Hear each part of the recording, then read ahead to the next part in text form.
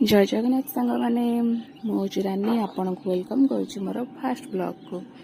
आज हूँ गोटे स्पेशल डे। आज आम एनिवर्सरी थिला से आम आज सकाल सकाल गाधे बाहरी गलु मंदिर। आम जाऊँ कपिलास मंदिर। आम कटक रु कपिलास जाऊँ बोली बहुत टाइम लगिला से जावाई। तो ये आम ढेंकानाल पटे बुलिकी कपिलास जाइलु। ये आम पहुँची जाइलु गोटे जगार जोटि पड़ा ट्रेन आसपाई। आम बारबंक क्रॉस कलु।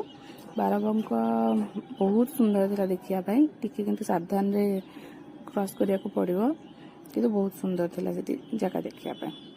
आपड़ भी केवे गले कपिलास बारबंक गले भी देखिथे बहुत सुंदर जगह देखापी।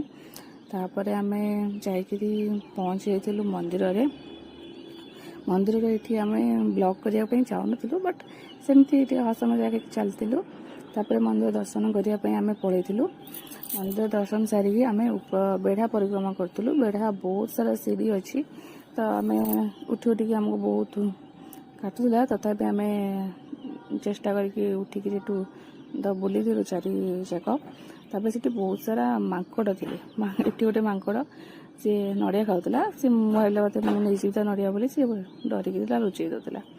एपटे हूँ रोडटा जोटा उठिकी जाती पहाच। तापर आम दर्शन सारिकी फेरी आसलु। आसापर बाटर टे दहीबरा खाई सकाल बाहर एतिक मो ब्लॉग एंड करुच्ची। जय जगन्नाथ।